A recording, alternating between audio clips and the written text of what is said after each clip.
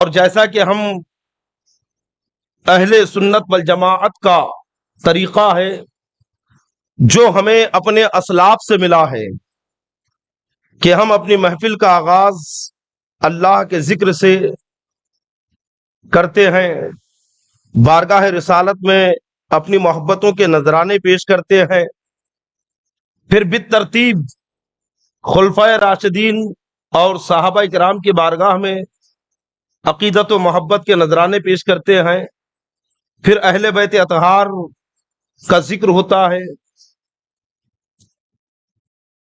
اور رافضیوں کا رد کرتے ہوئے خصوصیت کے ساتھ حضرت سیدنا امیر معاویہ رضی اللہ تعالیٰ عنہ کا بھی ذکر ہوتا ہے، اور پھر واقعات کربلا ترتیب سے بیان ہوتے ہیں۔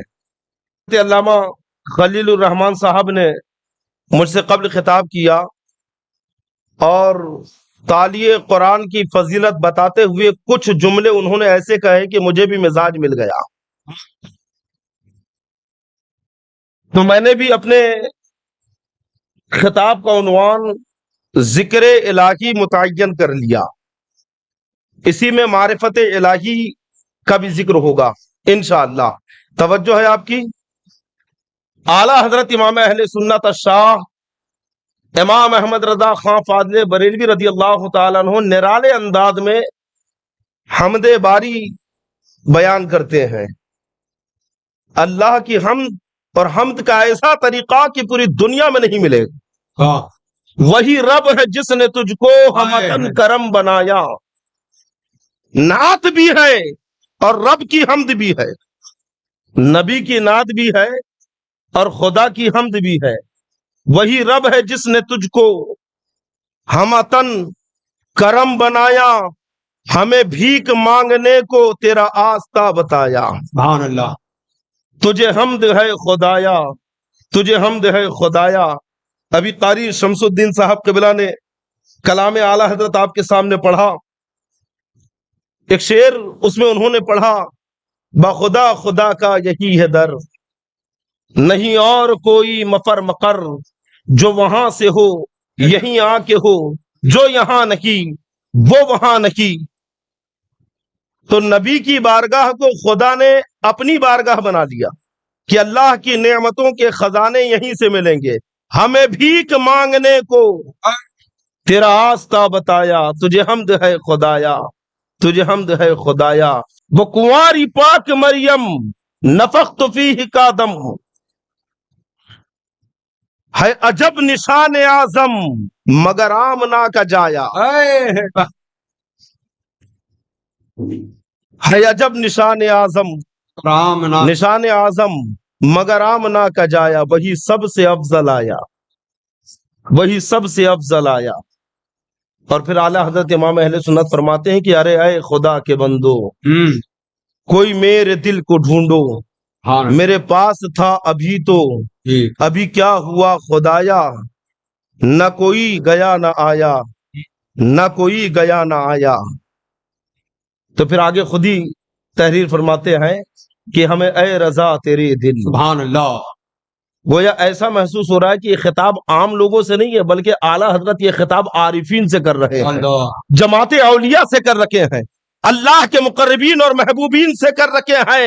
ارے اے خدا کے بندو، کوئی میرے دل کو ڈھونڈو، میرے پاس تھا ابھی تو، ابھی کیا ہوا خدایا، نہ کوئی گیا نہ آیا، نہ کوئی گیا نہ آیا۔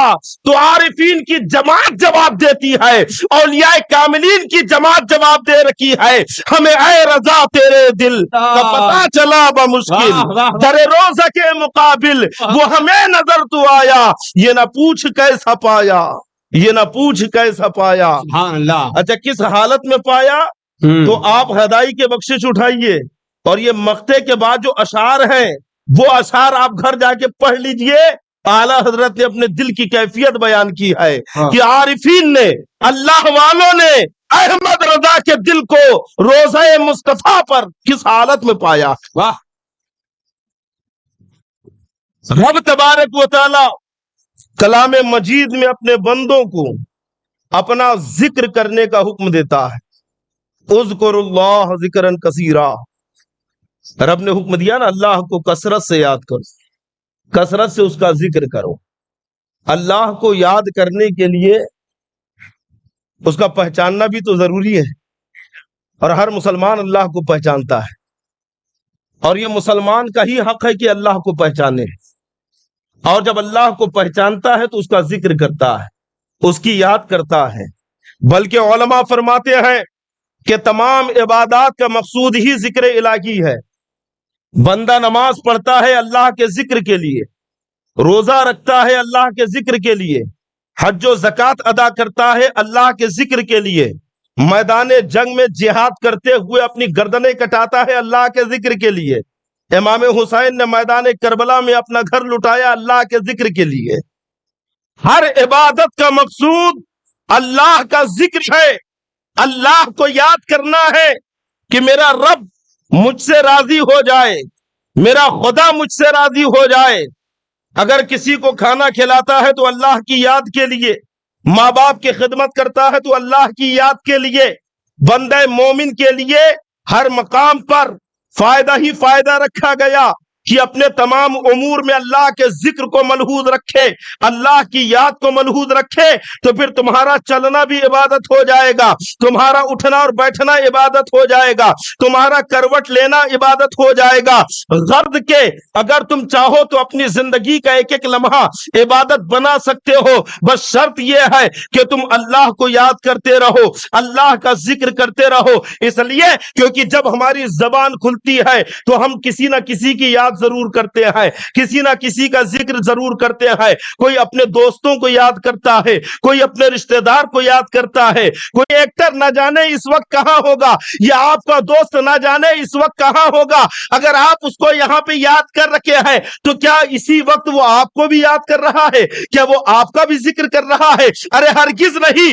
ہم تو بسا اوقات ایسوں کا ذکر کرتے ہیں جن کی زبان پر زندگی بھر ہمارا نام بھی نہیں آتا ہے، زندگی بھر جو ہمیں یاد بھی نہیں کرتے ہیں۔ تو ایسوں کا ذکر کرنے سے کیا فائدہ کہ جب ہم انہیں یاد کریں تو وہ ہمیں فراموش کر دے۔ جب ہم ان کا ذکر کرتے ہیں، ان کی یاد کرتے ہیں تو انہیں خبر تک نہیں ہوتی۔ صوفیہ فرماتے ہیں کہ آؤ ایسی ذات کا ذکر کرو کہ جب تم اسے یاد کرتے ہو تو وہ بھی تمہیں یاد کرتا ہو، جب تم اس کا ذکر کرتے ہو تو وہ بھی تمہارا ذکر کرتا ہے۔ تو ہم نے کہا کہ وہ کون ہے؟ تو جماعت اولیاء ہمیں جواب دیتی ہے، مفسرین ہمیں سمجھاتے ہیں کہ وہ تمہارے رب کی ذات ہے، ہے جو اعلان کر رہا ہے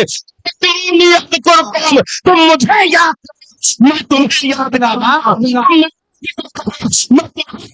کروں گا، تم میرا تذکرہ کرتے رہو، میں تمہارا ذکر کرتا رہوں گا۔ بلکہ ایسے کی نکی حدیث پاک میں ہے، علیہ الصلوۃ والسلام فرماتے ہیں وَمَجْتَمَعَ قَوْمٌ فِي بَيْتٍ مِّن بُيُوتِ اللَّهِ يَتْلُونَ كِتَابَ اللَّهِ وَيَتَدَارَسُونَهُ بَيْنَهُمْ نَزَلَتْ عَلَيْهِمُ السَّكِينَةُ وَغَشِيَتْهُمُ الرَّحْمَةُ وَحَفَّتْهُمُ الْمَلَائِكَةُ وَذَكَرَ اللَّهُ فِي مَنْ عِندَهُ۔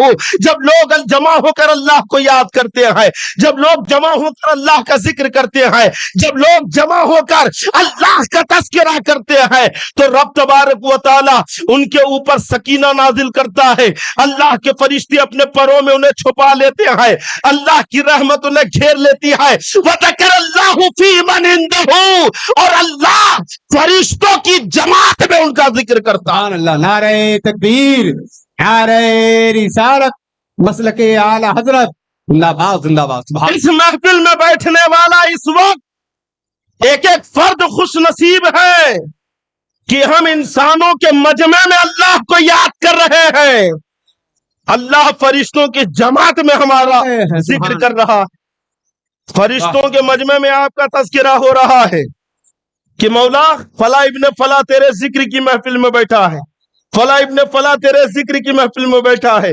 بلکہ حدیث پاک میں ہے کہ اللہ کے کچھ فرشتے تو ایسے ہیں جو زمین پر گشت کرتے رہتے ہیں، اور جہاں کہیں ذکر الہی کی محفل نظر آ جائے تو اپنے پروں میں انہیں ڈھانپ لیتے ہیں، اور رب کی بارگاہ میں ذکر کی محفل میں بیٹھنے والے ایک ایک بندے کی خبر دیتے ہیں۔ اللہ کا ذکر یہ دنیا کی سب سے بڑی نعمت ہے۔ نعمت کیا ہے؟ ہم نے جانا کیا ہے نعمت کسے کہتے ہیں؟ ہر آدمی اپنی عقل کی کسوٹی کی بنیاد پر نعمت کا جائزہ لیتا ہے. کوئی مال کو بہت بڑی نعمت سمجھتا ہے, کوئی اولاد کو بڑی نعمت جانتا ہے, کہ دولت کو اپنی نعمت سمجھتا ہے, کوئی بڑے بڑے مکانات بنا کر ان میں رہنا نعمت جانتا ہے. نعمت یہ نہیں ہے متاع الدنیا قلیل, یہ تو وہ ہے جسے اللہ نے قلیل کہا ہے. دنیا کی ساری نعمتیں کم, پورے خزانے بھی مل جائے تو رب فرماتا قلیل, کم ہے. والآخرۃ خیر وابقیٰ, آخرت بہتر بھی ہے اور باقی رہنے والی بھی ہے. سب سے بہتر تو آخرت ہے. دنیا کی سب سے بڑی نعمت کیا ہے؟ اللہ کا ذکر, اللہ کی یاد. اگر کسی آدمی کو کوئی نقصان پہنچ جائے یا وہ غربت کا, افلاس کا شکار ہو جائے تو کہتا ہے کہ میں مفلس ہو گیا, میرے پاس یہ نعمت نہیں ہے, میرے پاس وہ نعمت نہیں ہے. اس لیے تو حدیث پاک میں آیا ہے کہ اپنے سے بڑوں کو نہ دیکھو ورنہ ناشکرے ہو جاؤ گے, اپنے سے چھوٹوں کو دیکھو تاکہ تم اللہ کا شکر کرنا سیکھ جاؤ. اگر بڑوں کو دیکھو گے تو یہی کہو گے حسرت کی نگاہیں اٹھا اٹھا کر کہ یا اللہ اسے وہ دیا مجھے نہ دیا, اسے اتنی دولت دی مجھے نہ دی, ناشکرے ہو جاؤ گے. اور اگر چھوٹوں کو دیکھو گے تو کہو گے کہ مولا تو نے اسے وہ نہیں دیا لیکن مجھے دیا, تو نے اسے یہ نہیں دیا لیکن مجھے عطا کیا, یہ تیرا شکر ہے. اور یقیناً بندہ اگر چاہے تو کم نعمت میں بھی خوش رہ سکتا ہے, بس وہ اللہ کی تقدیر پر راضی ہو جائے. آپ نے سقراط کا نام سنا ہوگا, اپنے زمانے کا بڑا مشہور فلسفی ہے. روز بازار میں جاتا, بڑی بڑی مہنگی مہنگی دکانوں میں کھڑا ہوتا, مہنگے مہنگے سامانوں کو دیکھتا اور چلا آتا. ایک مرتبہ دوستوں نے کہا کہ سقراط روز بازار جاتا ہے, بڑی بڑی دکانوں میں جاتا ہے, مہنگے مہنگے سامانوں کو سراہتا ہے, خریدتا کچھ نہیں. جب خریدنا نہیں ہے تو بازار جاتا کیوں ہے؟ تو سقراط نے کہا کہ میں روز بازار جاتا ہوں اور مہنگے سامانوں کو دیکھ کر اپنے آپ سے کہتا ہوں کہ دیکھ سقراط, تیرے پاس یہ سب سامان نہیں ہے لیکن پھر بھی تو کتنا خوش ہے. تیرے پاس یہ نعمتیں نہیں ہیں لیکن پھر بھی تو کتنا خوش ہے. تو سقراط نے سمجھایا کہ خوشی نعمتوں میں نہیں ہے بلکہ خوشی اللہ کی رضا پر راضی رہنے میں. دنیا کی سب سے بڑی نعمت اللہ کا ذکر ہے اور دنیا کی سب سے بڑی محرومی اللہ کے ذکر سے محرومی ہے. دنیا کا سب سے محروم آدمی وہ نہیں ہے جسے اولاد نہ ہو, دنیا کا محروم آدمی وہ نہیں ہے جس کے پاس مال نہ ہو, دنیا کا سب سے محروم آدمی وہ نہیں ہے جس کے پاس دولت نہ ہو, بلکہ دنیا کا سب سے محروم آدمی وہ ہے جو اللہ کا ذکر نہ کرتا ہو, جو اللہ کی یاد نہ کرتا ہو. جو رب تبارک و تعالی کو یاد نہ کرے وہ دنیا کا سب سے بڑا محروم آدمی ہے. دنیا کی بڑی نعمت اللہ کا ذکر ہے اور دنیا کا سب سے بڑا عذاب اللہ کے ذکر سے محرومی ہے. اور آخرت میں سب سے بڑی نعمت اللہ تعالی جنت میں جنتیوں کو بے شمار نعمتیں عطا کرے گا. سورہ رحمان میں ان نعمتوں کا ذکر ہے. بس یہ کہہ کر بندوں کو سمجھا دیا کہ ایسی نعمتیں تیار کی ہیں کہ آج تک نہ کسی آنکھ نے دیکھا ہے, نہ کسی کان نے سنا ہے اور نہ کسی دماغ میں ان نعمتوں کا گمان آیا ہے. ایسی نعمتیں اللہ نے تیار کر رکھی ہے. لیکن جنت کی سب سے بڑی نعمت اللہ کا دیدار ہے. بڑی بڑی نعمتیں اللہ عطا کرے گا, کہے گا جنتیوں خوش ہو, کہے گا مولا خوش ہے, لیکن ابھی وہ مزہ نہیں آیا جس کا تو نے وعدہ کیا تھا, جب تک وہ وعدہ نہ ہو جائے. رب فرمائے گا کیسا وعدہ؟ تو کہا تو نے دیدار کا وعدہ کیا تھا, تیرے دیدار کے بغیر تیری جنت میں کوئی مزہ نہیں. ہمیں جو سب سے بڑا ثواب ملا ہے, نعمت ملی ہے, وہ صرف تیرا دیدار. اور جہنم میں جہنمیوں کے لیے بڑے بڑے عذاب ہوں گے. آپ کبھی احادیث کریمہ اٹھا کر دیکھیں، صفت الجہنم، آپ یہ ابواب اٹھا کر دیکھیں حدیث کی کتابوں میں، کیسے دردناک عذاب اللہ نے تیار کر رکھے ہیں کفار و مشرکین کے لیے، منافقین کے لیے، بے نمازیوں کے لیے، روزہ ترک کرنے والوں کے لیے، زکوٰۃ نہ دینے والوں کے لیے، غرض کے جو شراب پیتے ہیں، جوا کھیلتے ہیں، چوری کرتے ہیں، طرح کے عذاب ان کے لیے اللہ نے تیار کر رکھے ہیں۔ لیکن جہنم کا سب سے بڑا عذاب اللہ کے دیدار سے محرومی ہے۔ جہنمیوں کو سانپ کے ڈنگ سے وہ تکلیف نہیں پہنچے گی جو تکلیف اللہ کا دیدار نہ کرنے کی بنیاد پر پہنچے گی۔ جنت کی سب سے بڑی نعمت اللہ کا دیدار ہے، اور جہنم کا سب سے بڑا عذاب اللہ کے دیدار سے محرومی ہے۔ جو دنیا میں بڑی نعمت حاصل کرے گا، یعنی اللہ کو یاد کرے گا، اللہ کو راضی رکھے گا، اسے آخرت میں بھی بڑی نعمت ملے گی، یعنی اللہ کا دیدار۔ اور جو دنیا میں بڑی نعمت سے محروم رہا تو آخرت میں بھی محروم رہے گا۔ اس لیے اللہ کو یاد کریں، اللہ کی معرفت، اس کی محبت، یہی تو ایمان کی جان ہے۔ بغیر اللہ کی محبت کے ایمان ہے ہی نہیں۔ اللہ سے محبت ہو اور اللہ کا خوف ہو تبھی ایمان مکمل ہوتا ہے۔ حضرت سیدنا جنید بغدادی رضی اللہ تعالیٰ عنہ، سید الطائفہ، آپ اپنی خانقاہ میں بیٹھے ہوئے ہیں، ایک عورت آئی اور آ کے کہتی کہ حضور میرا شوہر دوسرا نکاح کرنا چاہتا ہے۔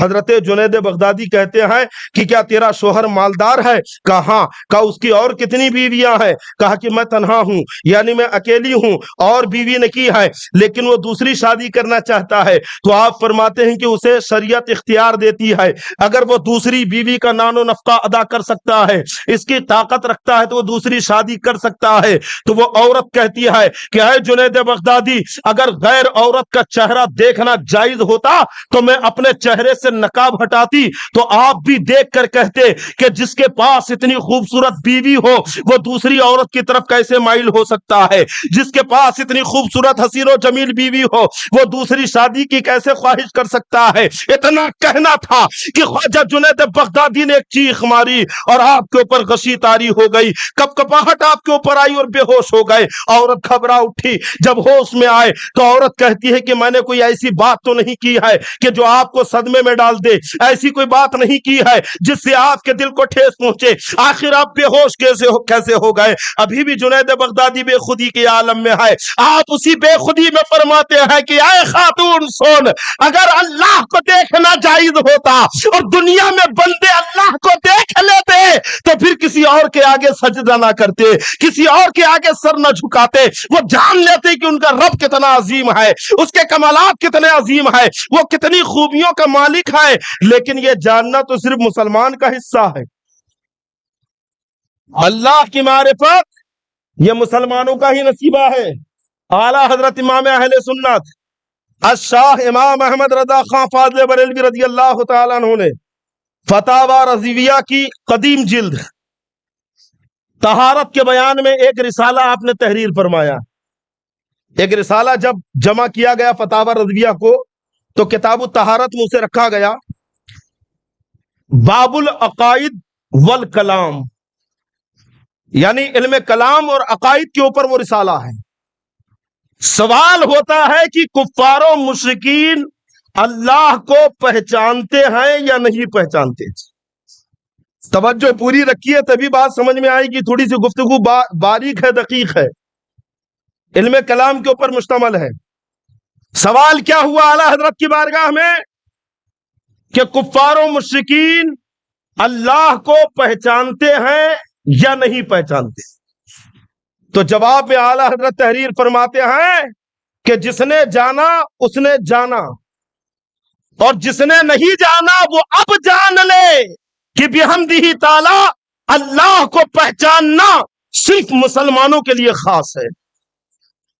یہ کفار چاہے کسی قسم کے ہو اللہ کو نہیں پہچانتے، اس لیے کیونکہ کفر نام ہی جہل باللہ کا ہے۔ اللہ سے نا واقف رہنا اسی کا نام تو کفر ہے۔ اور پھر آگے اعلیٰ حضرت امام اہل سنت ایک شبہ کا اظہار کرتے ہوئے کہ اکثر ناواقف لوگ اس شبہ میں مبتلا ہو جاتے ہیں یہود و نصارہ کے تعلق سے، مجوس اور ہنود کے تعلق سے اعلیٰ حضرت فرماتے ہیں کہ اس کا بھی جواب دیتا ہوں۔ وہ شبہ کیا ہے کہ یہود نصارہ تورات اور انجیل کو اللہ کا کلام مانتے ہیں، مجوسی اپنی مذہبی کتاب کو اللہ کی کتاب جانتے ہیں، اور یہ اگرچہ وید کو اللہ کی کتاب نہیں مانتے لیکن اللہ کی طرف سے الہام مانتے ہیں، ساری کائنات کا خدا اسی ایک کو مانتے ہیں۔ مشرکین عرب کہا کرتے تھے کہ ہم ان چھوٹے خداؤں کو اس لیے پوجتے ہیں کہ بڑا خدا راضی ہو جائے، یہ ہمیں اس کے قریب کر دے۔ اور کفار کی وہ جماعت جسے مرتدین کہتے ہیں، جیسے بدعقیدے بددین، یہ فلاسفہ، یہ خارجی، یہ رافضی، یہ وہابی، یہ دیوبندی، یہ چکڑالوی، یہ نیچری، یہ بھی تو قرآن مانتے ہیں، قال اللہ وقال الرسول سے سند لے کر آتے ہیں، نماز پڑھتے ہیں، روزہ رکھتے ہیں، تو کیا ان لوگوں نے بھی خدا کو پہچان لیا؟ تو اعلیٰ حضرت جواب دیتے کہ ان میں سے کسی نے خدا کو نہیں پہچانا، ان میں سے کسی نے خدا کو نہیں جانا۔ اور پھر میرے امام اہل سنت سرکار اعلیٰ حضرت بڑی تفصیل سے جواب دیتے ہیں، اور ایک ایک فرقے کا، مشرکین کی ایک ایک جماعت کا ذکر کرتے ہیں تفصیل سے کہ یہ فلاسفہ کے جھوٹے خدا۔ یہ آپ نے جگہ جگہ جہاں جہاں پہ ان کا ذکر کیا ہے تحریر فرمایا، یہ یہودیوں کے جھوٹے خدا، یہ نصرانیوں کے جھوٹے خدا، اور پھر ان کے عقائد اس کے تحت بیان فرمائے۔ اعلیٰ حضرت امام اہل سنت لکھتے ہیں کہ ایجابیہ اور سلبیہ میں ہے نا، دونوں میں تضاد ہے، یہ دونوں متضاد ہیں۔ ایجاب کہتے ہیں کسی کے لیے کوئی چیز ثابت کرنا، اور سلب کہتے ہیں کسی کے لیے کوئی چیز کو نہ ماننا، دور کرنا۔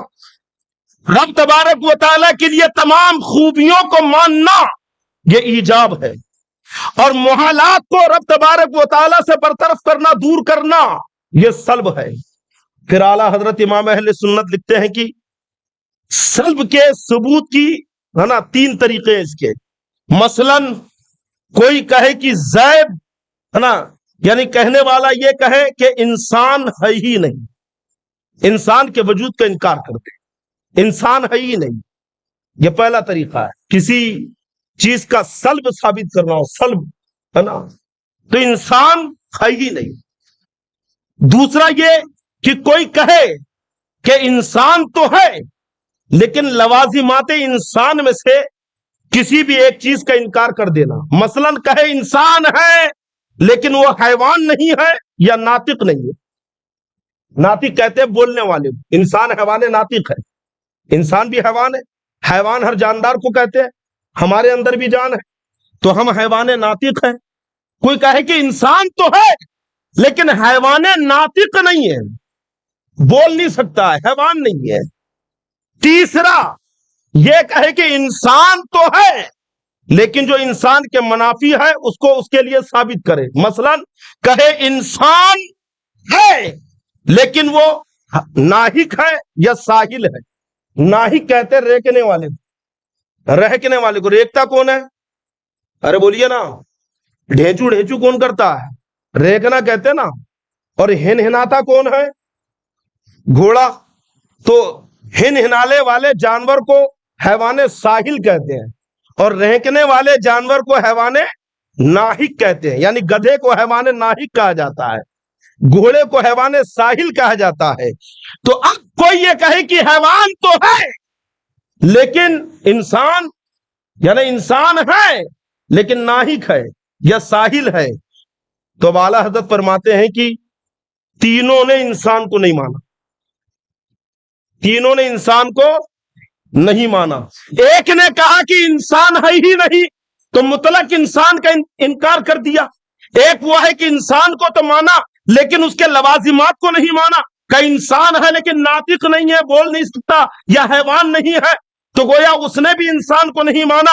دوسرا وہ ہے جو کہتا ہے انسان تو ہے لیکن ساحل ہے یا ناہق ہے, تو اعلیٰ حضرت لکھتے ہیں کہ اس نے بھی انسان کو نہیں مانا. یہ اور بات ہے کہ جو پہلا طبقہ ہے جس نے کہا کہ انسان ہے ہی نہیں, تو یہ انسان کے انکار میں واضح ہے. دوسرا جو طبقہ ہے تو انہوں نے انسان کو کا اقرار تو کیا لیکن وہ لوازمات جو انسان کے لیے ضروری ہے انہیں نہ مان کر پورے انسان کا انکار کر دیا, پورے انسان کو اس نے نہیں مانا. تو باقی کا دو طبقہ مطلق انسان کو جھٹلانے والے کے برابر ہے. اعلیٰ حضرت امام اہل سنت فرماتے ہیں تینوں طبقے منکر ہیں. ایسے کی اب اگر ایک طبقہ ہے جو کہتا ہے کہ خدا ہے ہی نہیں, یہ دہریوں کا طبقہ ہے. یہ دہریے کہتے ہیں, یہ ناستک کہتے ہیں معاذ اللہ کہ خدا کا وجود ہی نہیں ہے. ایک طبقہ ہے جو کہتا ہے کہ اللہ تو ہے لیکن جھوٹ بول سکتا ہے معاذ اللہ. اللہ کو اس کے تمام صفات کمالیات کے ساتھ ماننا ہے, اس خوبیوں کے ساتھ ماننا ہے. اگر خوبیوں کا انکار کرے گا یعنی کہے اللہ تو ہے لیکن رازق نہیں ہے, تو کیا اللہ کو مانا؟ اللہ تو ہے لیکن رحیم نہیں ہے. اللہ کو مانا اللہ تو ہے لیکن غفور نہیں ہے. اللہ کو مانا. اچھا تیسرا طبقہ کہتا ہے کہ اللہ تو ہے لیکن جھوٹ بول سکتا ہے, اللہ تو ہے لیکن مجبور ہے معاذ اللہ. تو کیا اس نے خدا کو مانا؟ یہی تو اعلیٰ حضرت سمجھانا چاہتے ہیں کہ صرف اللہ کا نام لینے سے اللہ کو نہیں پہچانا, صرف نماز پڑھنے سے اللہ کو نہیں پہچانا, صرف داڑھی رکھنے سے اللہ کو نہیں پہچانا, صرف ٹوپی پہننے سے اللہ کو نہیں پہچانا, بلکہ اللہ کی پہچان تو اس وقت ہوتی ہے جبکہ تمام خوبیوں کے ساتھ اسے مانے اور تمام محالات کو اس سے دور جانے. زندہ باد زندہ باد. تبھی اللہ کی معرفت مکمل حاصل ہوگی. اور پھر لکھتے ہیں کہ فلاسفہ کے جھوٹے خدا, تو فلاسفہ یہ عقیدہ رکھتے ہیں کہ اللہ صرف عقل اول کا خالق ہے, باقی کسی چیز پر قادر نہیں معاذ اللہ. آسمان اس نے نہیں بنایا بلکہ عقل نے بنایا. اللہ تعالیٰ کسی کو معدوم ہونے کے بعد دوبارہ تیار نہیں کر سکتا. مثلا یہ کوئی مر گیا, مٹ گیا, کھپ گیا, تو اللہ تعالیٰ اسے دوبارہ بنا نہیں سکتا. تو یہ کفر ہے کہ نہیں؟ اللہ کی قدرت کا انکار ہے کہ نہیں؟ اعلیٰ حضرت فرماتے ہیں کہ کیا انہوں نے اللہ کو جانا؟ حاشا للہ فرماتے ہیں ہرگز نہیں, انہوں نے اللہ کو نہیں جانا. اور پھر اعلیٰ حضرت نیچریوں کا عقیدہ بیان کرتے ہوئے لکھتے ہیں کہ نیچریوں کا جھوٹا خدا, یعنی نیچری اسے خدا مانتے ہیں کہ جس نے قرآن کے اندر آیتیں تو اتاری, قیامت کا ذکر کیا, جنت و جہنم کا ذکر کیا, اپنی نعمتوں کا ذکر کیا, تبیانا لکل شیء, ساری چیزوں کا بیان کہہ دیا, لیکن نیچری کہتے ہیں کہ یہ اس خدا کا کلام ہے کہ جو مطلق قدرت نہیں رکھتا ہے, یہ کہانی اور قصے کی طرح ہے معاذ اللہ, اور یہ سب جھوٹ ہے, حقیقت کچھ نہیں ہے معاذ اللہ. نیچریوں نے اللہ کے کلام کو جھٹلایا.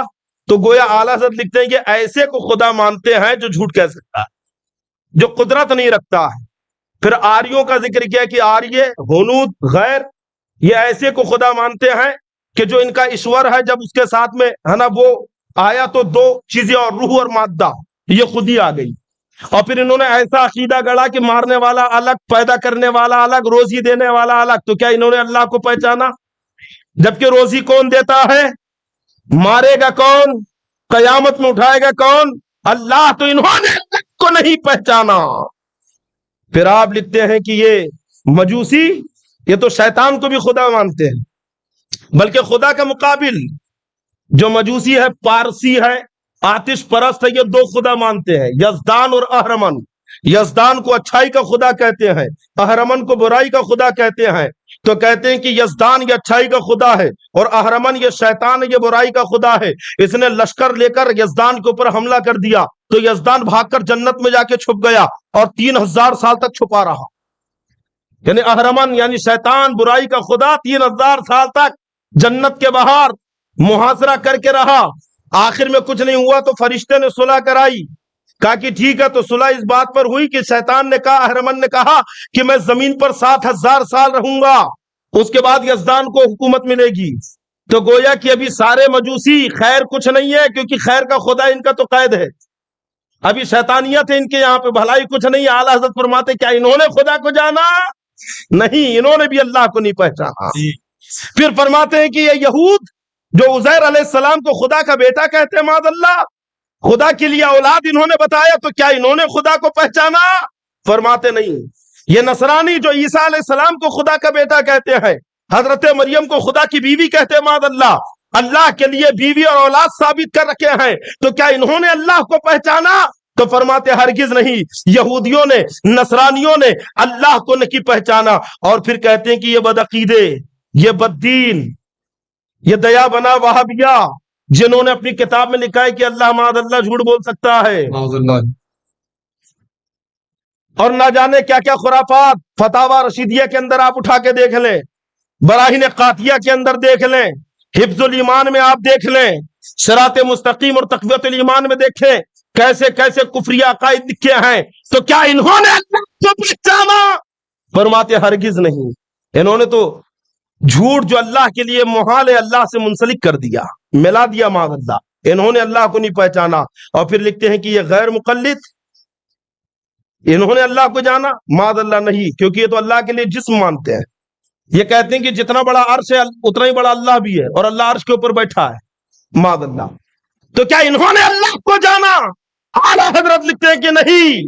نہ بدعقیدوں نے اللہ کو پہچانا، نہ وہابیوں نے اللہ کو پہچانا، نہ چکرالیوں نے اللہ کو پہچانا، نہ نیچریوں نے اللہ کو پہچانا، نہ یہودیوں نے اللہ کو پہچانا، نہ مجوسیوں نے اللہ کو پہچانا، نہ آریوں نے اللہ کو پہچانا، نہ فلاسفہ نے اللہ کو پہچانا. اگر اللہ کو پہچانا ہے تو قسم خدا کی اس جماعت نے پہچانا ہے جس کے ہاتھ میں صدیق اکبر کا دامن ہے، جس کے میں کا دامن ہے، میں غریب نواز کا دامن ہے، جس کے ہاتھ میں اللہ والوں کا دامن ہے. کہ جماعت اہل سنت ہے. تکبیر. نعرہ رسالت مسلک اعلی حضرت حضور امین شریعت اکیڈمی نواز. واہ.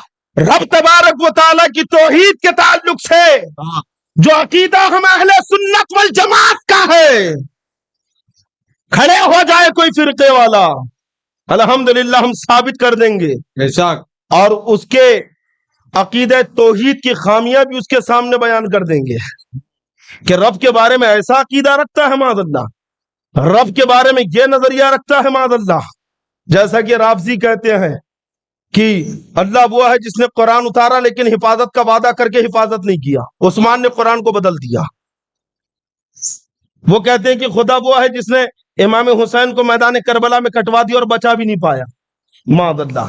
خدا کو معذور کہتے ہیں، خدا کو مجبور کہتے ہیں. یہ تو جو خدا کو مجبور جانے وہ کافر ہے، جو خدا کو بے علم کہے وہ کافر ہے معاذ اللہ. سمجھ گئے؟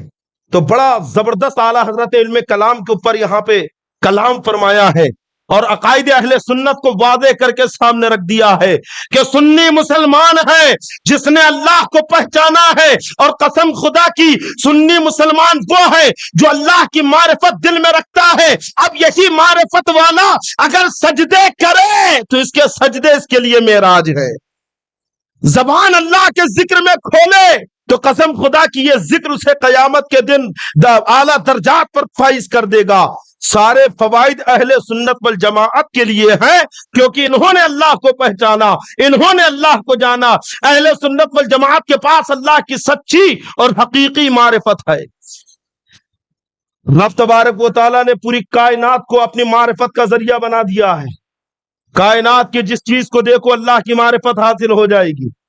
رب تبارک و تعالیٰ نے آسمان میں، زمین میں اپنی نشانیاں بکھیر دی ہیں تاکہ تم اللہ کو جان لو، اس کی قدرت کو پہچان لو. خود فرماتا ہے اِنَّ فِي خَلْقِ السَّمَاوَاتِ وَالْأَرْضِ وَاخْتِلَافِ اللَّيْلِ وَالنَّهَارِ لَآيَاتٍ لِأُولِي الْأَلْبَابِ.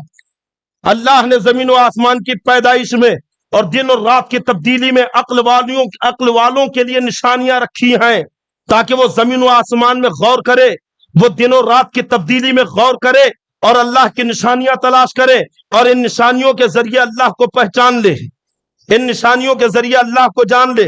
ہم نے تو صرف قرآن کی یہ عبارت پڑھی، ترجمہ بھی نہ پڑھا، معنی بھی نہ سمجھا، مفہوم بھی نہ جانا، اور پڑھا بھی کب؟ جب ابا کا انتقال ہو گیا یا رمضان شریف کا مہینہ آیا اور بہت سے تو ایسے ہیں جو ریڈی میڈ کام کرتے ہیں، خود بھی نہیں پڑھتے ہیں۔ امام صاحب کچھ قرآن شریف پڑھے ہوئے رکھے ہیں کیا؟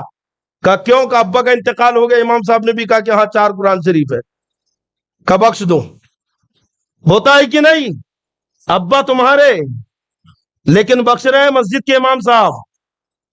اچھا زیادہ ہی اگر بیزی رہا، اولاد کو فرصت نہیں، کمانے سے فرصت نہیں، دکانداری سے فرصت نہیں، اور اگر تھوڑی بہت فرصت مل بھی جائے تو موبائل سے فرصت نہیں، دن میں دکان پہ کام کر رہے، رات میں موبائل میں کام کر رہے، ڈے نائٹ ڈیوٹی چالو ہے، تو بھیا ابا کے لیے کب وقت نکالو گے جو قبر کے اندر حسرت بھری نگاہوں سے، حسرت بھری آرزو لے کے پڑھیں کہ میرا بیٹا آئے گا سورہ فاتحہ پڑھ کے بخش دے گا، میرا بیٹا آئے گا سورہ اخلاص پڑھ کے میرے لیے ایصال ثواب کر دے گا؟ کب ان کے لیے وقت نکالو گے؟ قرآن شریف ہمارے ہاں کھلتا بھی ہے تو میت کے موقع پر چہلم میں یا رمضان شریف میں، لیکن دوسری قوموں نے جب قرآن کے اس پیغام کو دیکھا، اِنَّا فِي خَلْقِ السَّمَاوَاتِ وَالْأَرْضِ وَاخْتِلَافِ اللَّيْلِ وَالنَّهَارِ، اللہ نے زمین و آسمان کی تبدیلی میں نشانیاں رکھی ہے، تو غور کرنے والوں نے جب فضاؤں میں دیکھا کیا کیا نشانیاں ہیں، تو ہواؤں میں راکٹ اڑا دیا، ہواؤں میں فضاؤں میں طیارے اڑا دیے، ہواؤں میں بہتی ہوئی ترنگوں کو قبضوں میں کر کے ایک دوسرے کے لیے پیغام رسانی کا ذریعہ بنا لیا، ہواؤں میں پھیلی ہوئی شعاعوں کو قبضے میں لے کر موبائل فون چالو کر لیا، اور یہی قوم جب زمین کی طرف متوجہ ہوئی ہے کہ آخر اللہ نے زمین میں کیا خزانے رکھے ہیں تو ڈھونڈ کے نکالا ہے، تو زمین سے لوہا نکال رکھے ہیں، تانبا نکال رکھے ہیں، سونا نکال رکھے ہیں، ساری چیزیں زمین سے نکالی، کیونکہ ہر چیز کی حقیقت زمین ہے۔ اللہ نے ہر چیز کی حقیقت کسے بنایا ہے؟ دنیا کی کوئی چیز ایسی نہیں جو زمین سے نہ آئی، ہر چیز زمین سے آئی۔ یہ صوفہ زمین سے آیا ہے، غور کر لینا پیچھے جا کر، یہ مائک زمین سے آیا ہے۔ ارے لوہا کہاں سے نکلا ہے؟ مٹی سے، اور اسی لوہے سے مائک بنا۔ یہ وائر یہ زمین سے آیا، یہ مکان، یہ پنکھے سب زمین سے آئے، آپ زمین سے آئے، منہا خلقناکم۔ جی جی ارے اللہ نے ہمیں زمین سے پیدا کیا ہے کہ نہیں؟ کیسے پیدا کیا؟ تفسیر نعیمی میں نے بڑی اچھی وضاحت پڑھی ہے کہ زمین کے اندر دانا ڈالا گیا، دانا نکلا، ارے زمین میں دانا گیا، پودا نکلا، پودے سے ہے نا وہ پختہ ہو گیا، دانا پکا، دانا پک کے چکی میں گیا، پسا پس کے روٹی بنی، روٹی آدمی کے پیٹ میں گئی، پیٹ میں جب روٹی گئی تو روٹی سے خون بنا، خون سے نطفہ منی بنی، منی سے آدمی بنا۔ ارے منی خون سے بنی، آدمی منی سے بنا۔ رب خود فرماتا افرأیتم ما تمنون انتم تخلقونہ ام نحن الخالقون، بھلا بتاؤ وہ منی جو تم عورت کے پیٹ میں ڈالتے ہو اس سے آدمی تم بناتے ہو یا ہم بنانے والے ہیں؟ رب کیا فرماتا ہے؟ انسان کس نے بنائے؟ اللہ نے، پانی کے قطرے سے، یخرج من بین الصلب والترائب، اللہ نے تمہیں ریڑھ کی ہڈی اور سینے کی ہڈی سے نکالا۔ آدمی نطفے سے بنا ہے، نطفہ خون سے بنا ہے، خون روٹی سے بنا ہے، روٹی آٹے سے بنی ہے، آٹا گیہوں سے بنا ہے، اور گیہوں زمین سے نکلا ہے۔ تو آدمی کا وجود اسی زمین کے اندر ہے۔ رب فرماتا ہے کہ ہم نے زمین کے اندر بے شمار نشانیاں رکھی ہے، پوری کائنات کو اللہ نے اپنی معرفت کا ذریعہ بنایا، اور سب سے بڑا ذریعہ اپنے محبوبوں کو بنایا۔ اللہ والوں کی جماعت، انبیاء کرام کی جماعت، یہ اللہ کی معرفت کا بہت بڑا ذریعہ ہے کہ نہیں؟ اور سارے نبیوں کے سردار، امام الانبیاء، فخر کائنات، احمد مختار، یہ تو اللہ کی معرفت کا سب سے بڑا ذریعہ ہے، اللہ کی پہچان کا سب سے بڑا ذریعہ ہے کہ نہیں؟ اللہ نے اپنے محبوب کو اپنی معرفت اور پہچان کے لیے سب سے بڑا ذریعہ بنا دیا۔ اس لیے تو حضرت صدیق اکبر نے جب چہرے مصطفیٰ کو دیکھا تو اللہ کو پہچان لیا۔ سبحان اللہ۔ ایک مرتبہ حضرت ابو الحسن خرقانی رضی اللہ تعالیٰ عنہ سے کسی نے پوچھا کہ حضرت بایزید بسطامی کا مقام کیا ہے؟ تو کہا بایزید بسطامی کا مقام تو یہ ہے کہ اگر کوئی کافر دیکھ لے تو اسلام لے آئے، اور کوئی فاسق دیکھ لے تو توبہ کر لے۔ تو سوال کرنے والا ہنسنے لگا، کہ کیوں ہنس رہا ہے؟ کہ وہاں ابو جہل نے چہرے مصطفیٰ دیکھا تو ایمان نہیں لایا، ابو جہل نے نبی کے چہرے کو دیکھا تو کلمہ نہیں پڑھا، اور تم کہتے ہو کہ لوگ بایزید بستامی کا چہرہ دیکھ لے تو ایمان لے آئے، اگر ایمان والا نہیں ہے تو آپ فرماتے ہیں کہ ابو جہل نے محمد رسول اللہ کو دیکھا ہی کہاں تھا، اس نے تو محمد ابن عبداللہ کو دیکھا تھا، محمد رسول اللہ کو تو فاروق اعظم نے دیکھا تھا، محمد رسول اللہ کو تو عبداللہ ابن مسعود نے دیکھا تھا، محمد رسول اللہ کو حضرت بلال حبشی نے دیکھا تھا۔ ہاں زندہ باد زندہ باد۔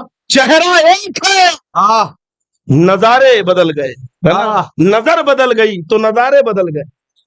نگاہ ابو جہل کے پاس بھی ہے، جی نگاہ صدیق اکبر کے پاس بھی ہے، لیکن ابو جہل نبی کی خوبیوں کو، کمالات کو جھٹلا کر جہنم کے نچلے طبقے میں چلا گیا، اور حضرت صدیق اکبر نبی کی عظمتوں کا اقرار کر کے، تصدیق کر کے صدیق ہو گئے اور جنت کے اعلیٰ مقام پر فائز ہو گئے۔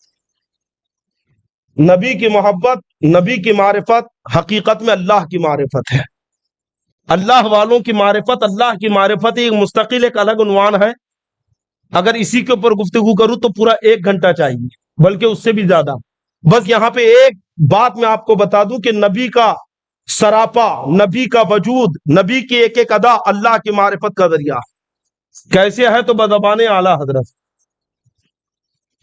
سرکار اعلیٰ حضرت فاضل بریلوی رضی اللہ تعالیٰ عنہ ہے نا، نبی کی شان کیا ہی خوب انداز میں بیان کرتے ہیں، ہے نا، کہ کیا ہے وہ دل میں پیدا لام یاد گیسو، ہے نا، کیا فرماتے ہیں، یاد گیسو، توجہ ہے، یاد گیسو ذکر حق ہے، آہ کر دل میں لام پیدا ہو ہی جائے، یاد گیسو ذکر حق ہے، آہ کر، گیسو کسے کہتے ہیں، ارے زلفوں کو کہتے ہیں نا۔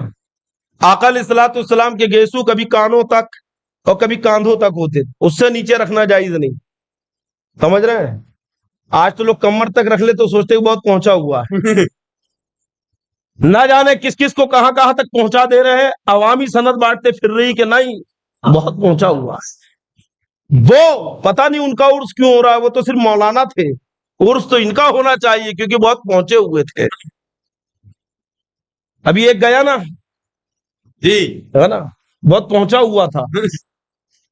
ایسے کے بارے میں سید الطائف خواجہ جنید بغدادی رحمت اللہ علیہ نے صدیوں پہلے فرمایا کہ ہاں پہنچا ہوا تھا، کہاں تک؟ جہنم تک۔ خواجہ جنید بغدادی نے کہا جو جھوٹے صوفی ہیں، جو مکار صوفی ہیں، جن کے خود کے ملفوظات نہیں ہیں، رٹو طوطے کی طرح دوسرے کی باتوں کو رٹ کر لوگوں کے سامنے گڑ کر اپنی صوفیت کا روب جھاڑتے ہیں، تو کہتے ہیں کہ ایسے پہنچے ہوئے ہیں، کہاں تک؟ جہنم تک۔ ارے ہمیں معیار دیا کہ نہیں قرآن نے، ان اولیاء الا المتقون، اللہ کا جو ولی ہوتا ہے متقی پرہیزگار ہوتا ہے، شریعت کی مخالفت کرنے والا کبھی اللہ کا ولی نہیں ہو سکتا ہے، نبی کی سنتوں کی مخالفت کرنے والا اللہ کا ولی نہیں ہو سکتا ہے۔ حضرت سیدنا بایزید بستامی رضی اللہ تعالیٰ عنہ پتا چلا کہ شہر میں کوئی اللہ کا ولی آیا ہے، بہت شہرت ہو رکھی ہے، مریدوں کے ساتھ آپ پہنچ گئے، جب اس کی خانقاہ پہ پہنچے تو وہ ولی باہر نکل رہا تھا، آپ نے دیکھا کہ لوگ اسے بہت بڑا ولی مانتے ہیں، قریب گئے تو کیا دیکھا کہ اس نے کعبہ شریف کی طرف منہ کر کے تھوک دیا، وہیں سے واپس ہو گئے۔ مریدین کہتے حضور ملاقات نہیں کریں گے، بہت بڑے بزرگ ہیں، تو خواجہ بایزید بستامی فرماتے ہیں کہ یہ ہرگز اللہ کا ولی نہیں ہے۔ کہ کیوں؟ کہ جو کعبے کا ادب نہ جانتا ہو وہ اللہ کا ولی کیسے ہو سکتا ہے؟ تو بتا، نماز چھوڑنے والا اللہ کا ولی ہو سکتا ہے نہیں، جھوٹ کہنے والا اللہ کا ولی ہو سکتا ہے، یہ لمبے لمبے بال رکھنے والا، عورتوں کی طرح جٹائیں بڑھانے والا، یہ 10 انگلیوں میں 20 انگوٹھیاں پہننے والا، یہ ہاتھوں میں کوہنیوں تک کڑے اور چوڑی پہننے والا ہرگز اللہ کا ولی نہیں ہو سکتا۔ اللہ کا ولی تو وہ ہے جو متقی اور پرہیزگار ہے، بے شک، بلکہ اللہ کا ولی تو وہ ہے جسے دیکھ کر خدا یاد آئے، سبحان اللہ، کیونکہ اللہ نے اپنے ولیوں کو اپنی معرفت کا ذریعہ بنایا ہے، بے شک، اللہ نے اپنے ولیوں کو اپنی پہچان کا ذریعہ بنایا ہے۔ اور تمام مخلوقات میں اگر کسی کا مقام ہے تو مصطفیٰ جان رحمت کا مقام. اعلیٰ حضرت فرماتے ہیں کہ یاد گیسو نبی کے گیسو ہے نا، ان کی یاد کر. یاد گیسو ذکر حق ہے، نبی کے زلفوں کی یاد اللہ کی یاد ہے. جب اعلیٰ حضرت نے کہا کہ یاد گیسو ذکر حق ہے، نبی کے گیسو کی ہے نا، گیسو اللہ کی یاد ہے، تو تھوڑا دل میں خیال آیا کہ کیسے یاد ہے. تو اعلیٰ حضرت فرماتے آہ تو کر. کیا فرمایا؟ آہ تو کر. کیونکہ ہر خوبصورت چیز کو دیکھ کے آدمی کہتا نا آہ کیا چیز ہے، کہتا ہی کہ نہیں. تو نبی کے زلفوں سے حسین کوئی چیز ہے؟ نبی کے زلفوں سے کوئی خوبصورت چیز ہے ہی نہیں. ارے جب کوئی معشوق، کوئی عاشق اپنے معشوق کے زلفوں کو تشبیہ دیتا تو گھٹاؤں سے دیتا کہ محبوب کی زلف آسمانی گھٹاؤں کی طرح، کالے بادل کی طرح ہے. ہم نے کہا کہ بادل سے تشبیہ دے رہا ہے، یعنی گھٹا اور زلف کا. کیوں کہ گھٹا بھی کالی ہوتی ہے، زلف بھی کالی ہوتی ہے، یا زلف بھی کالی ہے گھٹا بھی کالی ہے. تو ہم نے کہا کہ محبوب کی زلفیں یہ گھٹاؤں کی طرح ہے.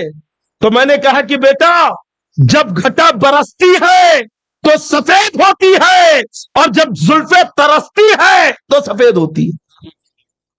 اتنا نہ ترسا کہ محبوب کی زلفیں سفید ہو جائے، پتہ نہیں کہاں سے تشبیہ لائے گا اٹھا کے. لیکن اعلیٰ امام اہل سنت کا عشق دیکھو. یہ دنیا کے عاشق ہیں جن کی سوچ صرف بادل گھٹا یہیں تک رہ سکتی ہے، لیکن میرے امام کی سوچ دیکھو کیا فرماتے ہیں.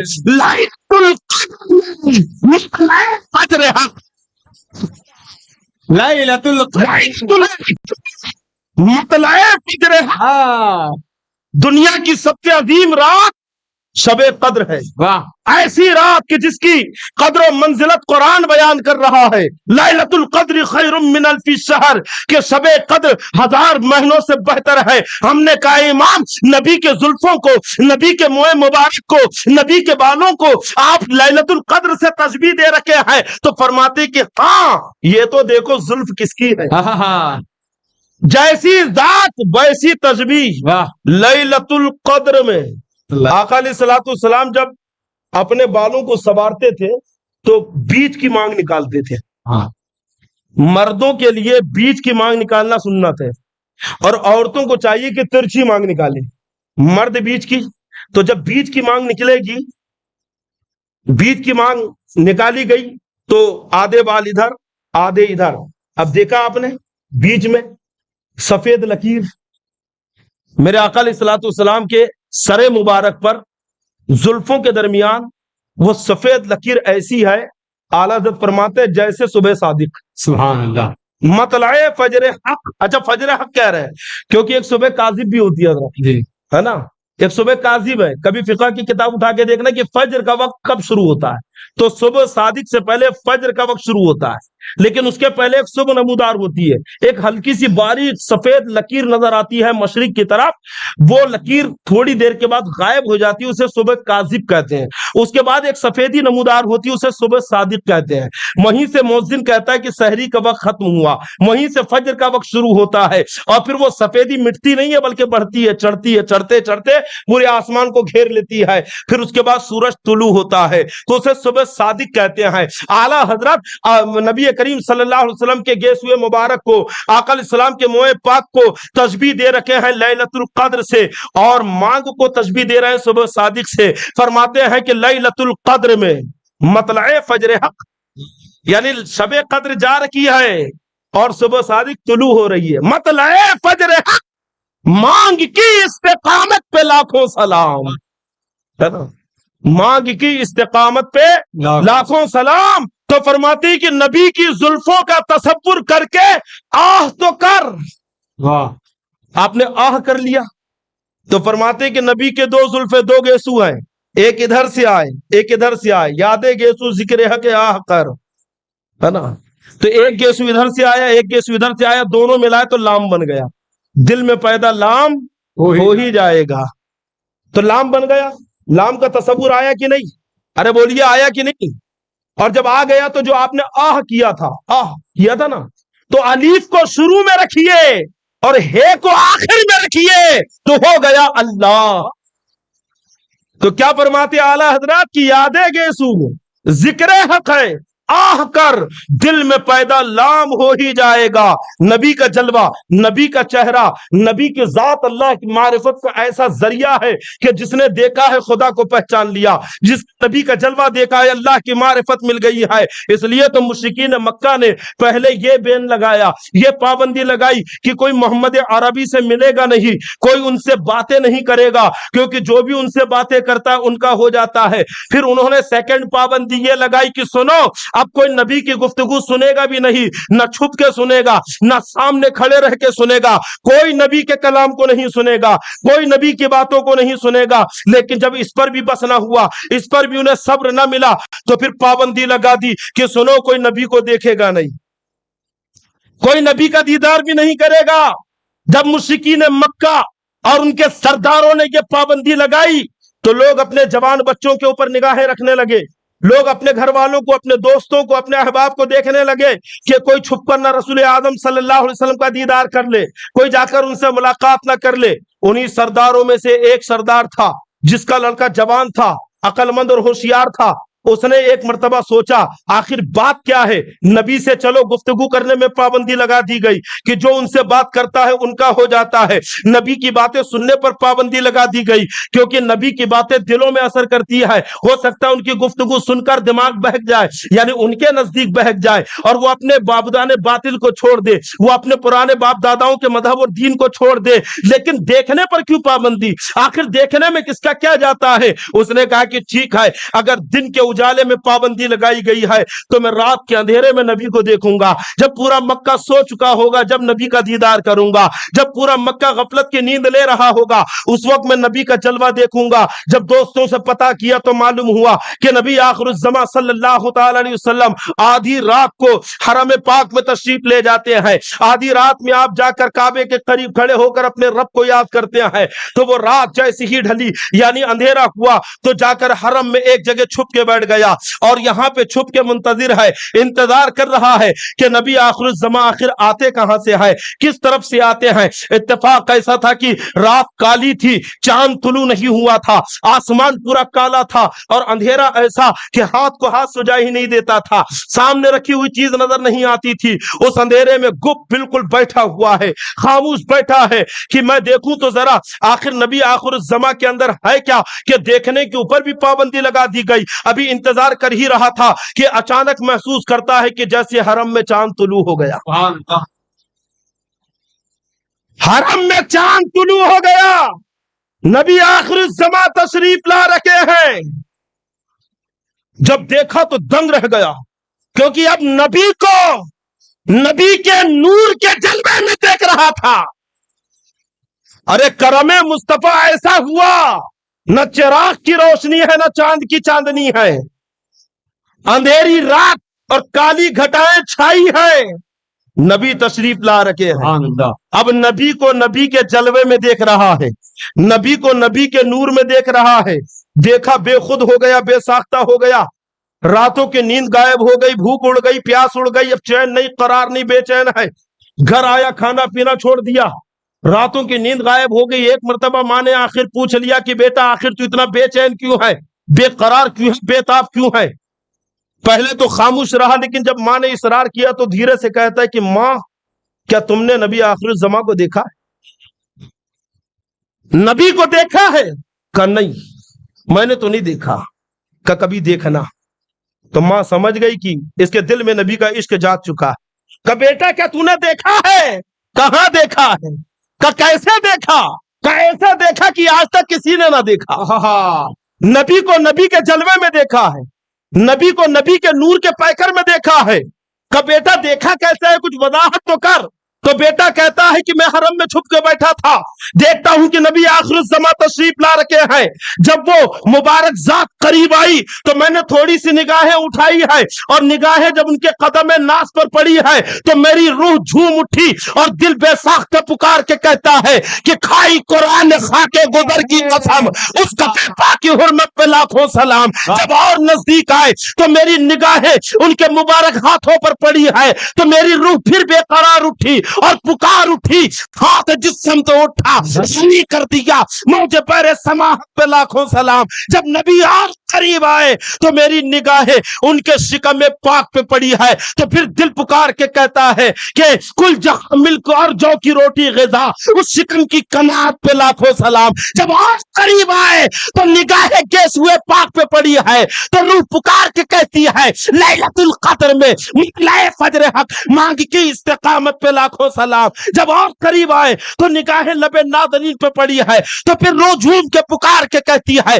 پتلی پتلی گلے تجھ کی پتیاں، ان لبوں کی نزاکت پہ لاکھوں سلام۔ جب اور قریب آئے اور جب نگاہیں ان کے نگاہوں پہ پڑی ہے، تو پھر میرا دل پکار کے کہتا ہے جس طرف اٹھ گئی دم میں دم آ گیا، اس نگاہ عنایت پہ لاکھوں سلام۔ تو میں حیرت اور استجاب کی عالم میں غرق ہو گیا کہ میں کبھی نبی کی پیشانی کو دیکھتا، کبھی نبی کے ابروؤں کو دیکھتا، اور کبھی محراب کعبہ کو دیکھتا۔ کبھی نبی کے ابرو پہ نگاہ پڑتی ہے، کبھی محراب کعبہ پہ نگاہ پڑتی ہے۔ سمجھ نہیں پا رہا تھا کہ نبی بڑھ رہے ہیں یا محراب کعبہ جھک رہی ہے۔ پھر روح جھوم کے کہتی ہے جن کے سجدے کو محراب کعبہ جھکی، ان بھووں کی نزاکت پہ لاکھ، ان بھووں کی لطافت پہ لاکھوں سلام۔ نعرہ تکبیر، نعرہ رسالت، عظمت مصطفیٰ، شان مصطفیٰ، مسلک اعلی حضرت، زندہ باد زندہ باد زندہ باد۔ ماں واہ، اپنے بیٹے سے تو کچھ نہ اس وقت کہا، لیکن اپنے شوہر سے کہتی کہ جاؤ زمانے بھر میں پابندی لگاؤ کہ نبی کو نہ دیکھنا۔ گھر میں ہی عشق کا چراغ جل گیا۔ باپ نے آیا بڑی سختی سے پوچھا کہ کیوں بیٹا، نبی کو دیکھا ہے؟ کہاں دیکھا ہے؟ کب بھول جا کا نہیں بھولوں، کہ نبی کے دامن کو چھوڑ دے کا بالکل نہیں چھوڑوں گا، ابھی تو ملا بھی نہیں ہوں لیکن دامن تھام لیا۔ نبی کی محبت دل میں اتر گئی ہے۔ باپ نے کہا کہ ہاتھ میں ہتکڑی ڈالو، پیر میں بیڑی ڈالو، دیکھتے ہیں باہر کیسے نکلتا ہے۔ بیٹے نے بھی کہا منظور ہے۔ کئی دن ہو گئے پڑا رہا کمرے میں۔ ایک دن ماں کی ممتا جاگ اٹھی، اپنے شوہر سے کہتی ہے کہ کچھ تو رحم کرو، اپنا ہی بیٹا ہے، دیکھو اب یہ جب لب ہے، مرنے کے قریب ہے، کئی دن ہو گئے نہ کچھ کھایا ہے نہ پیا ہے۔ طبیبوں کو بلایا، حکیموں کو بلایا، نبض ٹٹولی تو کہا کہ یہ چند لمحے کا، چند گھڑیوں کا مہمان ہے، کہ اگر بچانا چاہتے ہو تو ہو سکتا ہے کہ اس کی آخری خواہش پوری کر دے تو یہ بچ جائے۔ باپ نے کہا بول بیٹا کیا کھائے گا؟ کا کچھ نہیں۔ بول دنیا کی کون سی نعمت تیرے لیے لا دوں؟ تو کا کچھ نہیں۔ کا کیا چاہیے؟ کا دیدار مصطفیٰ چاہیے،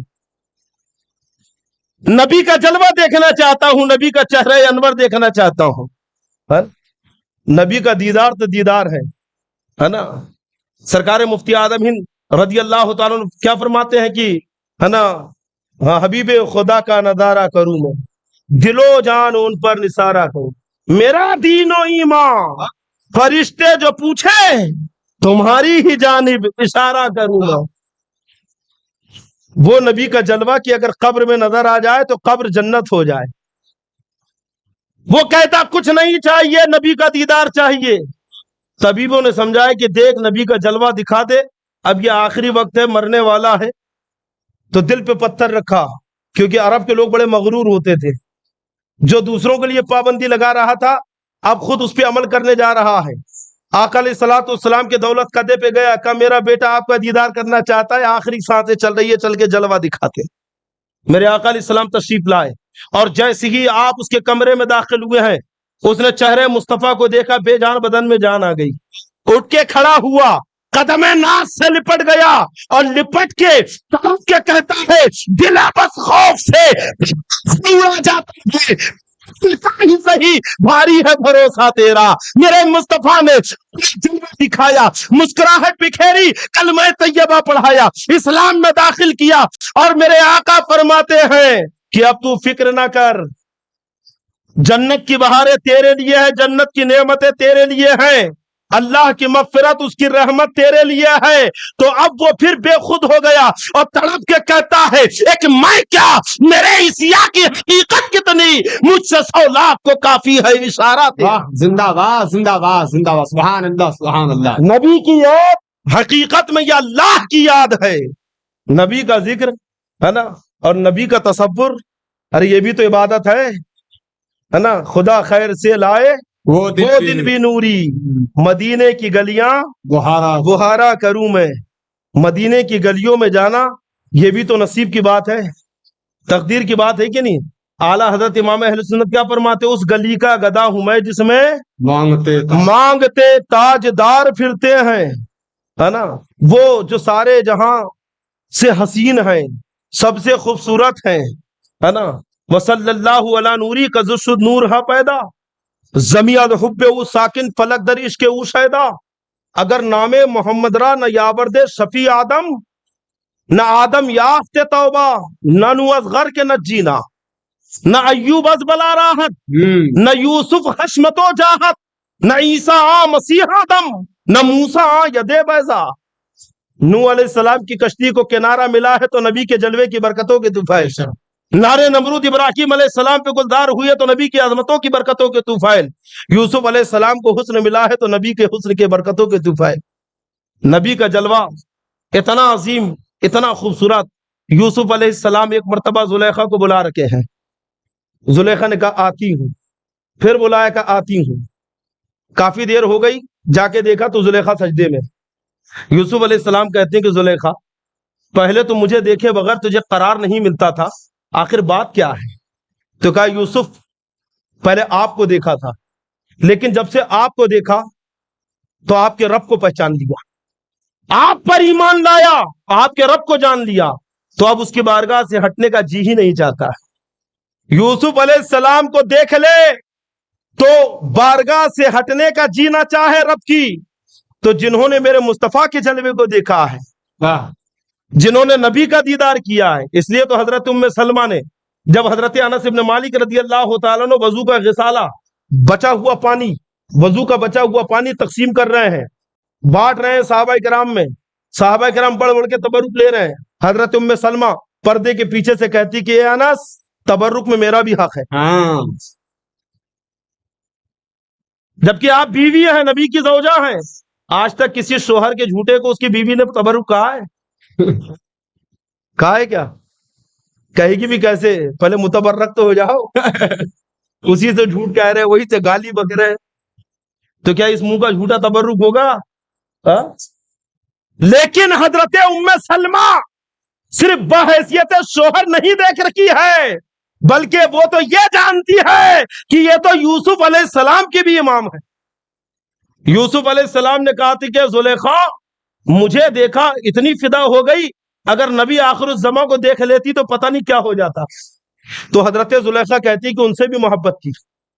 کبھی دیکھا نہیں, ابھی وہ آئے نہیں, کیسے محبت کی؟ کہ آپ جیسا حسین جس کی تعریف کریں, وہ کتنے حسین ہوں گے, وہ کتنے خوبصورت ہوں گے, وہ کتنے جمیل ہوں گے. حضرت جابر رضی اللہ تعالیٰ عنہ تشریف فرما ہے. میرے آقا علیہ الصلوۃ والسلام حضرت جابر کے زانوؤں پر سر رکھ کے آرام کر رکھے ہیں. کھلا آسمان ہے, 14ویں کا چاند چمک رہا ہے.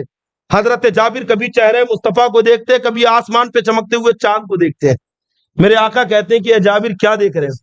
تو کہتے ہیں کہ یا رسول اللہ, کبھی میں آپ کے چہرے کو دیکھتا ہوں, چہرے کی چمک کو دیکھتا ہوں, کبھی آسمان کے چاند کو دیکھتا ہوں.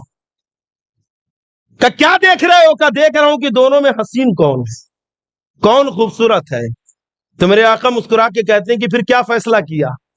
تو کہتے ہیں کہ یا رسول اللہ, جب میں آپ کے چہرے مبارک کو دیکھتا ہوں اور پھر اس کے بعد جب آسمان کے چمکتے ہوئے چاند کو دیکھتا ہوں, تو ایسا لگتا ہے کہ آسمان کا یہ چاند آپ کی بارگاہ میں دامن پھیلا کر حسن کی خیرات مانگ رہا ہے, حسن کی بھیک مانگ رہا ہے. اعلیٰ حضرت فرماتے ہیں لب واہ ہے, آنکھیں بند ہے, پھیلی ہے جھولیاں, کتنے مزے کی بھیک تیرے پاک در کی ہے.